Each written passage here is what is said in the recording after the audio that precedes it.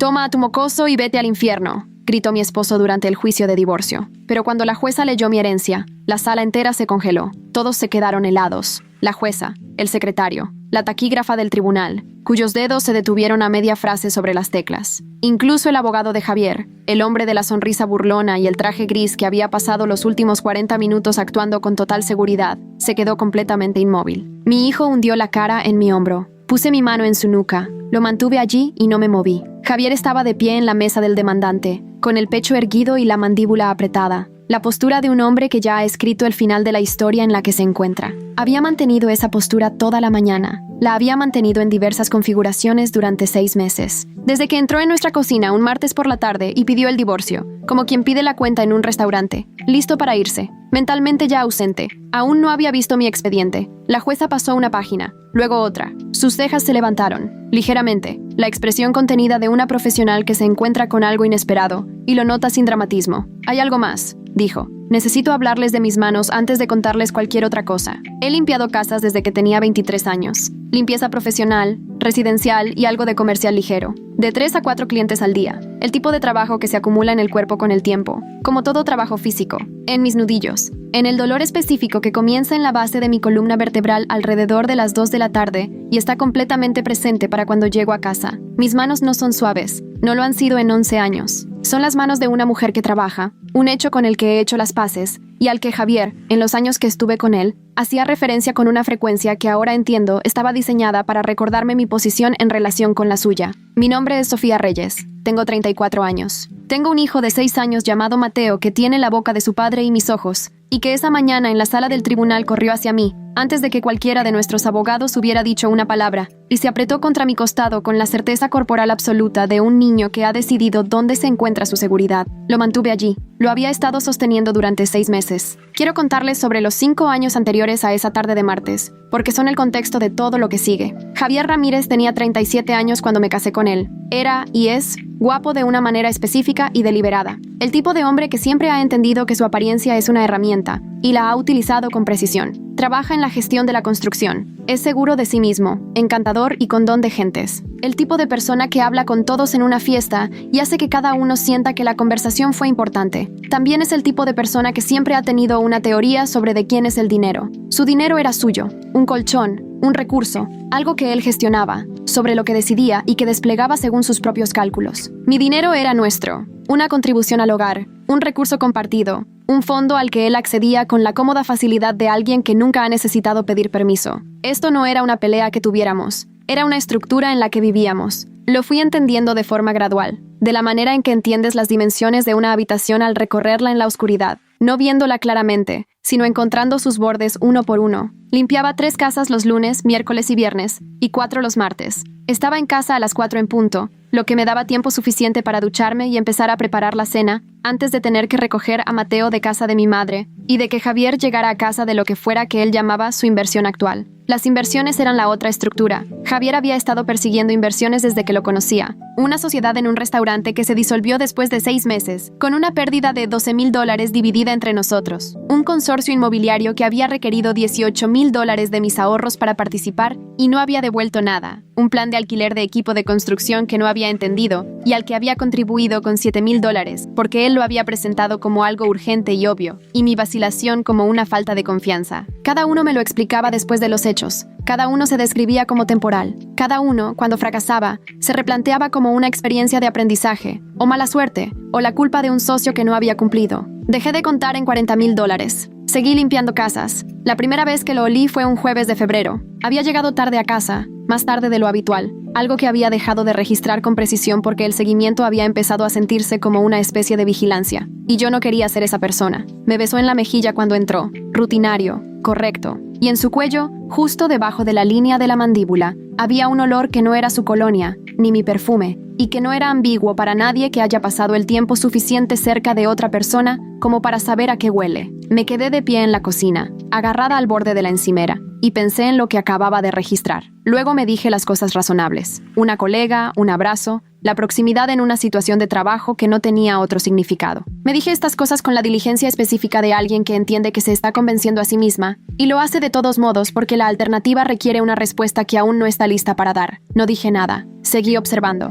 6 semanas de seguimiento. 7. Las noches que llegaba tarde adquirieron un patrón. El teléfono en su bolsillo, con la pantalla hacia abajo sobre la mesa. Un hábito que se desarrolló con la naturalidad casual de algo que se había practicado hasta parecer accidental. En abril, lo confronté. Había elegido las palabras. Había pensado en la conversación durante días. No en la acusación, exactamente, sino en la apertura, la pregunta honesta, la versión que le daba la oportunidad de decirme algo verdadero. Javier, dije, necesito preguntarte algo. Levantó la vista de su teléfono, desprevenido, como alguien que no se espera esto. ¿Estás viendo a alguien? Se rió. Una risa de verdad, no la risa incómoda de alguien a quien han pillado, sino la risa plena y despectiva de un hombre que ha decidido que la pregunta está por debajo de la dignidad de una respuesta real. ¿Engañarte? Por favor, ¿cuándo tendría tiempo para eso? La risa todavía estaba en su voz cuando lo dijo, como si la idea fuera inherentemente absurda, como si yo fuera encantadora por haberlo mencionado. Lo miré. Algo se endureció dentro de mí esa noche. No fue rabia, sino algo más frío y permanente. El endurecimiento específico de una persona que ha comprendido en una sola frase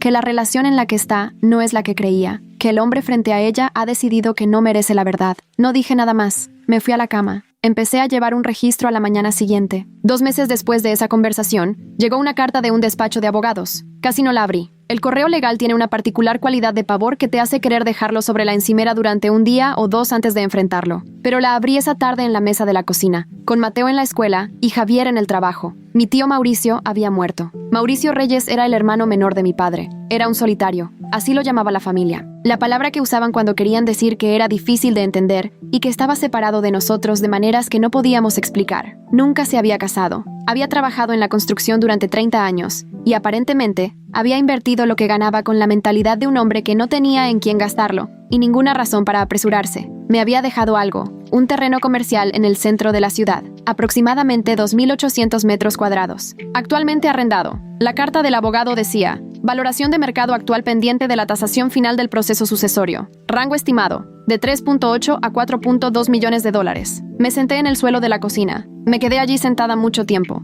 Luego me sequé los ojos y llamé a mi abogada. Una mujer llamada Carmen Solís, con 8 años en Derecho Familiar y de Propiedad, a quien había encontrado 6 semanas antes a través de una colega y ya había consultado 2 veces, en silencio, sobre lo que necesitaría hacer cuando Javier diera el paso que yo había estado anticipando. No lo menciones, le dije. No hasta el día del juicio. Una pausa. Sofía, dijo Carmen con cuidado. Esa es una instrucción inusual. Lo sé, dije. ¿Entiendes por qué te la doy? Otra pausa, más larga. Sí, dijo. Entiendo perfectamente. No se lo conté a nadie más, ni a mi madre, ni a mis hermanas, ni a los amigos que habrían querido celebrar y, al hacerlo, habrían hecho imposible guardar el secreto. Definitivamente, no se lo conté a Javier. 6 meses después de la carta, Javier llegó a casa un martes por la tarde y pidió el divorcio, como si fuera una transacción que había decidido ejecutar, como si hubiera hecho los números, encontrado el resultado favorable, y ahora estuviera procediendo con la implementación. Creo que nos hemos distanciado, dijo. La frase de alguien que ha estado practicando. Llama a tu abogado, dije. Parpadeó.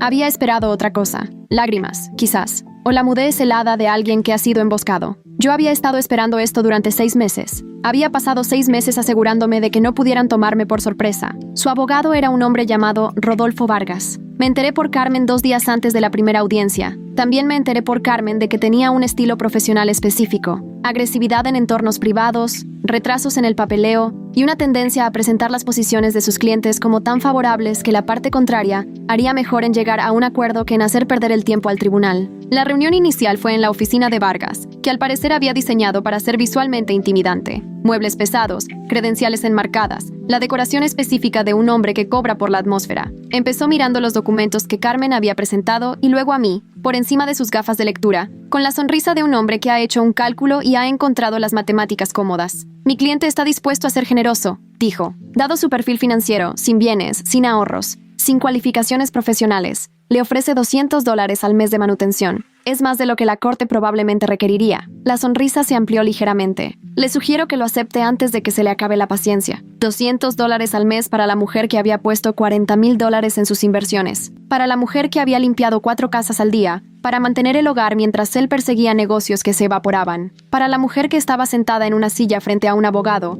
y a la que le ofrecían una cifra que no cubriría ni la despensa de una semana. Sonreí. De acuerdo, dije. Vargas parpadeó. Había esperado una negociación. Había esperado lágrimas o ira o la contraoferta para la que se había preparado. No había esperado a una mujer que dijera «de acuerdo» y mantuviera su mano quieta en su regazo. Miró a Carmen. Carmen no dijo nada. «Bueno», dijo Vargas, reacomodándose. «Procederemos con ese entendimiento». Asentí. Conduje a casa. Llamé a Carmen desde el estacionamiento. «¿Cómo va el expediente?», le pregunté. «Completo», dijo. «Cada documento. Cronológico. Hice que la oficina del juzgado sucesorio confirmara la fecha de liberación de los fondos. Todo será admisible para la fecha de la audiencia». «Bien», dije. «Sofía», dijo Carmen, «cuando esto salga a la luz, va a ser un momento muy significativo en esa sala». «Lo sé», dije. «¿Estás lista para eso?». Pensé en mis manos. Los 11 años de casas. Los $40,000. La risa que me dedicó cuando le pregunté si estaba viendo a alguien. «Sí», dije. «He estado lista desde hace tiempo». La mañana del juicio, Mateo se despertó a las 6. Entró en mi habitación, se metió en la cama a mi lado, puso su pequeña mano en mi brazo y no dijo nada. A veces hace esto.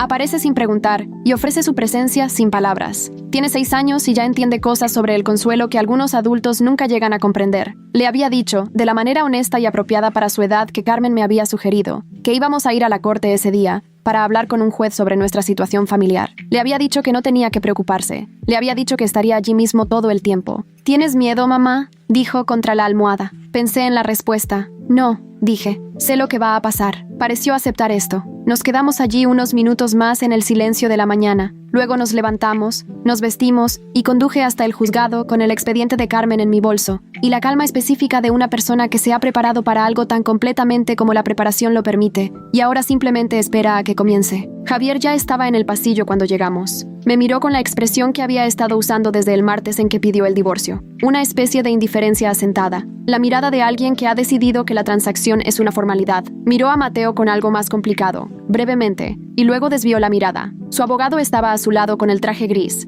ya actuando con confianza, la postura cómoda de un hombre que espera que las próximas 2 horas sean rutinarias. Los miré a los dos. Luego miré a Carmen. Llevaba mi expediente en un maletín, organizado, con pestañas, específico. 8 meses de trabajo. ¿Lista?, preguntó. «Sí», dije. Entramos. La audiencia procedió como suelen hacerlo estas cosas, procesal, documentada, la cuidadosa acumulación de registros que un tribunal de familia requiere antes de decidir cualquier cosa. Vargas presentó primero la posición de Javier. El matrimonio se había deteriorado. Ambas partes seguían adelante. La división financiera era sencilla, dados los limitados bienes mancomunados. Dijo, limitados bienes mancomunados, con la fácil confianza de un hombre, cuyo cliente le había dicho que no había nada que valiera la pena encontrar. Carmen escuchó, no interrumpió, no refutó. Dejó que Vargas construyera la imagen que estaba construyendo, y se sentó con su carpeta cerrada, y esperó. Entonces la jueza, su señoría, la jueza Beatriz Morales, con 17 años en el Tribunal de Familia y con la concentración específica de alguien que lee los casos con atención y no se forma conclusiones antes de que el expediente esté completo, miró los documentos ante ella y dijo, «Abogada, tengo material adicional en el expediente de la demandada». Vargas levantó la vista, confundido brevemente, antes de recomponerse. «Su señoría,